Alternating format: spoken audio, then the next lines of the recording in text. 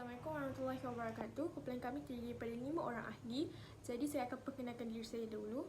Nama saya Umairah binti Hashim daripada kelas D IA5B. Nombor ID saya PDA 1905151. Jadi saya akan perkenalkan ahli kumpulan yang lain. Nama saya Sharifah Safaria. ID saya PDA 1905165. Saya dari kelas D IA5B. Hai, nama saya Muhammad Eri Ikhwan bin Ismail, PDA 1905037.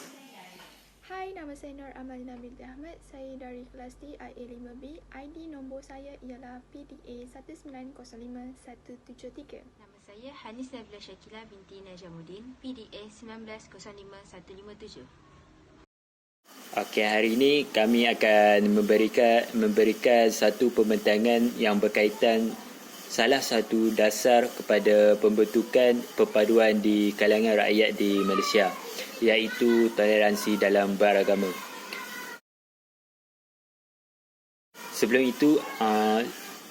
itu, agama ini mempunyai maksud yang luas yang merujuk kepada satu sistem kepercayaan.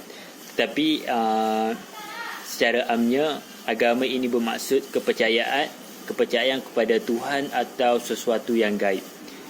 Okey, seterusnya toleransi dalam beragama ini bermaksud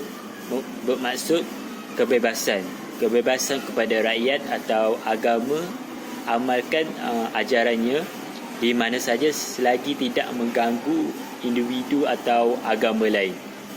Mengikut sejarah, kebebasan ini dapat mewujudkan keharmonian di masyarakat rakyat Malaysia sejak tanah Melayu memperoleh kemerdekaan lagi. Kebebasan beragama ini juga menjadi satu gambaran bagi negara kita, iaitu negara Malaysia, yang membenarkan rakyatnya untuk menganut pelbagai agama. Seterusnya, di dalam Perlembagaan Malaysia juga menyatakan yang Islam ialah agama rasmi persekutuan, tetapi agama lain juga boleh diamalkan. Sehubungan dengan itu, kawan-kawan saya akan menjelaskan toleransi dalam beragama ini dengan lebih lanjut.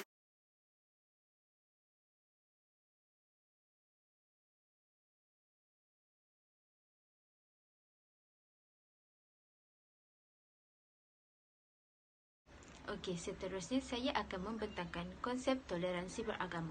Okey, konsep toleransi agama dalam Islam termaktub dalam surah Al-Mumtahanah yang bermaksud Allah Subhanahu Wa Taala tidak melarang kamu untuk berlaku adil serta berbuat baik terhadap mereka yang tidak memerangi kamu kerana agama dan terhadap mereka yang tidak mengusir kamu dari rumahmu.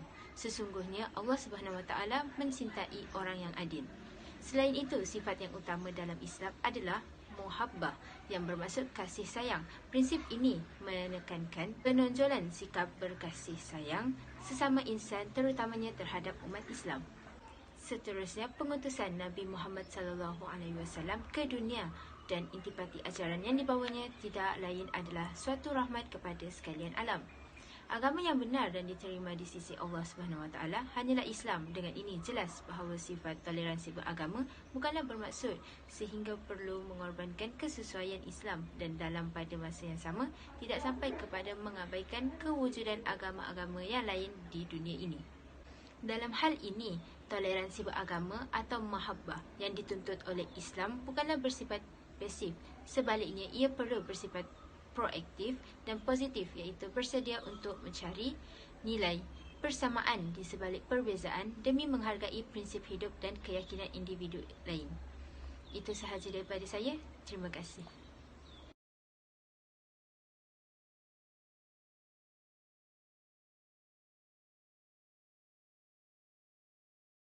Saya akan sambung dengan Malaysia dan toleransi beragama. Selepas kejayaan mencapai kemerdekaan, masyarakat Malaysia telah melalui beberapa fasa perubahan kesan daripada pertembungan ketamadunan dan keagamaan sesuatu ketika dahulu. Hal ini memungkinkan masyarakat Melayu Muslim khususnya telah kehilangan hak kebebasan mutlak, terutamanya bentuk aktiviti keagamaan. Oleh itu, mereka perlu berkongsi hak kebebasan bersama kaum-kaum dan penganut-penganut agama yang lain yang wujud di negara ini. Pelbagai pendekatan telah dibuat termasuklah melalui penggubalan undang-undang. Realiti ini lebih jelas apabila ada pihak yang berani menyentuh kredibiliti perlembagaan persekutuan, khususnya isu hak asasi dan kebebasan beragama. Toleransi beragama diamalkan di Malaysia adalah dengan berdasarkan artikel 11 subsection 1 Perlembagaan Persekutuan Malaysia, yang mana tiap-tiap orang adalah berhak untuk menganuti dan mengamalkan agama tertakluk kepada fasal 4 mengembangkan agamanya. Daripada itu, jelas bahawa umat Islam dan penganut agama lain bebas untuk mengikuti dan mengamalkan ajaran agama masing-masing dengan tertakluk kepada syarat bahawa tidak boleh melakukan sebarang bentuk tindakan penyebaran mana-mana ajaran agama terhadap umat Islam. Seperti contoh, kes Tina Joy adalah masalah yang paling besar ditangani hingga hari ini. Hal ini kerana kes pertama yang membabitkan artikel 11 dibawa ke Mahkamah Persekutuan. Antara implikasi yang besar terhadap status agama Islam, khususnya keluhuran perlembagaan UMNO antaranya, yang pertama, keistimewaan Islam sebagai agama persekutuan, artikel 3 subsection 11 tidak akan bermakna lagi kerana Islam akan dianut dan diamalkan seperti agama-agama lain. Kedua, kedaulatan dan kuasa Raja-Raja Melayu sebagai ketua agama Islam bagi setiap negeri-negeri, artikel 3 subsection 2, dan Yang di-Pertuan Agong bagi negeri-negeri tidak beraja dan wilayah-wilayah persekutuan, artikel 3 subsection 3 dan subsection 5 akan terhapus. Ketiga, artikel 11 subsection 4 tidak akan bermakna lagi kerana orang bukan Islam boleh memurtadkan orang Islam. Keempat, pengurusan institusi-institusi Islam yang diletakkan di bawah kerajaan persekutuan dan negeri, artikel 12 subsection 2 akan turut terhapus. Perlembagaan Persekutuan artikel 3 subsection 1 yang memperuntukkan bahawa Islam sebagai agama persekutuan, tetapi agama-agama lain boleh diamalkan dengan aman dan di mana-mana bahagian persekutuan.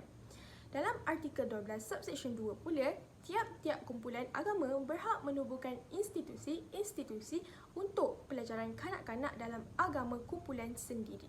Manakala ia diberi ketegasan dalam artikel 12 subsection 3 bahawa sesiapa sahaja tidak dibenarkan untuk memaksa mana-mana individu mengikuti ajaran agama tersendiri selain daripada agama dianutinya. Hal kebebasan beragama seperti mana yang diperuntukkan di dalam artikel 11 perlembagaan telah lama menjadi nadi perpaduan dan keharmonian kaum di Malaysia. Itu sahaja daripada saya. Sekian, terima kasih.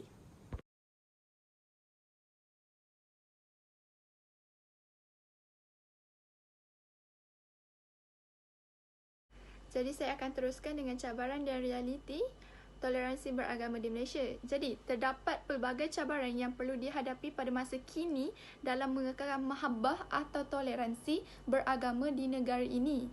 Antara halangan utama kini adalah kesenggangan generasi, iaitu generation gap. Mungkin ada benarnya apa yang pernah dikatakan oleh Ibnu Khaldun, iaitu satu generasi bersamaan dengan 40 tahun alami. Ini bermakna generasi kini merupakan generasi kedua selepas Malaysia mencapai kemerdekaan, dan pada generasi inilah lazimnya semangat juang yang semakin pudar. Justeru tidak hairanlah sekiranya ikatan perjanjian yang pernah dipersetujui bersama setiap kaum suatu ketika dahulu dipersoalkan semula disebabkan sikap saling mempercayai dan menghormati yang telah mulai luntur. Hal ini telah meluaskan lagi ruang setiap masyarakat untuk setiap individualistik. Di samping itu juga, dominasi kaum atau etnik tertentu terhadap suatu agama ada kalanya mempengaruhi interaksi sosial dalam masyarakat majmuk di Malaysia. Ini kerana apabila satu etnik atau kaum akan sentiasa memperlihatkan usaha menzahirkan dan memurnikan kehidupan beragamanya masing-masing, pastinya akan menimbul persaingan yang berbentuk eksklusivistik keterlaluan yang membawa kepada salah faham dan ketegangan. Keadaan ini lebih jelas dilihat berlaku kepada kaum atau etnik Melayu khasnya. Justru itu, kebanyakan konflik yang berlaku walaupun berkaitan dengan perkauman ia sering sahaja mengheret agama-agama tertentu terlibat sama. Inilah yang telah mewarnai sebahagian besar daripada punca berlakunya konflik atau rusuhan di Malaysia dan begitu juga di kebanyakan negara lain. Bermula daripada sikap tersebut juga telah mendorong pula kepada sikap inklusivistik yang keterlaluan dengan meletakkan semua agama adalah sama. Berdasarkan perkembangan yang berlaku dalam masyarakat majmuk di Malaysia pada masa kini, amalan mahabbah atau toleransi beragama di Malaysia tidak berlangsung dengan cara yang telus dan bersungguh.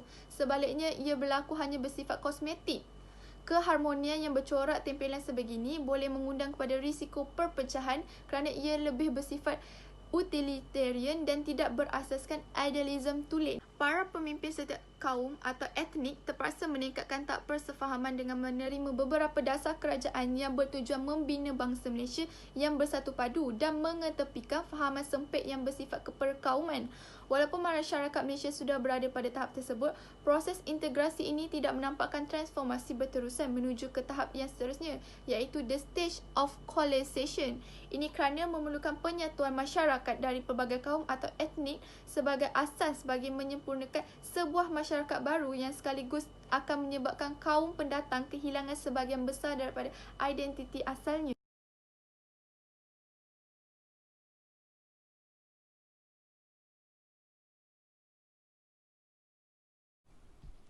Seterusnya yang terakhir adalah penutup. Sebagai rakyat Malaysia, kita sewajarnya bersama-sama menangani persoalan toleransi beragama sebagaimana yang diasaskan oleh ajaran Islam. Hasrat ini pastinya memerlukan tindakan yang bersepadu dan berkesan untuk setiap lapisan masyarakat. Antara cara yang terbaik yang boleh dilakukan kini adalah dengan memperbanyakkan dan mempelbagaikan bentuk interaksi agama di kalangan masyarakat. Di samping itu, memperbanyakkan program-program dialog dan perbincangan di kalangan tokoh-tokoh agama. Ia seharusnya diperluaskan di peringkat sekolah dan IPT agar sikap salah faham di kalangan setiap penganut agama terhadap penganut agama yang lain dapat dibendung dan dikawal pada peringkat awal lagi. Secara keseluruhannya, ternyata Islam adalah asas yang menunjangi seluruh kehidupan manusia meliputi agama, budaya maupun tamadun dalam menghadapi sebarang bentuk cabaran. Dalam era globalisasi ini, kita harus bersikap secara kritis dan selektif untuk menentukan elemen-elemen yang sesuai dan positif dengan budaya tempatan kita. Ini kerana kebudayaan Islam adalah kebudayaan yang akomodatif, memiliki keterbukaan yang cukup luas untuk menampung dan sekaligus mengintegrasikan unsur-unsur positif dari budaya asing. Secara langsung, ia menjamin suasana yang rukun, damai dan harmoni dapat dirasai oleh seluruh masyarakat beraneka agama dan bangsa di Malaysia.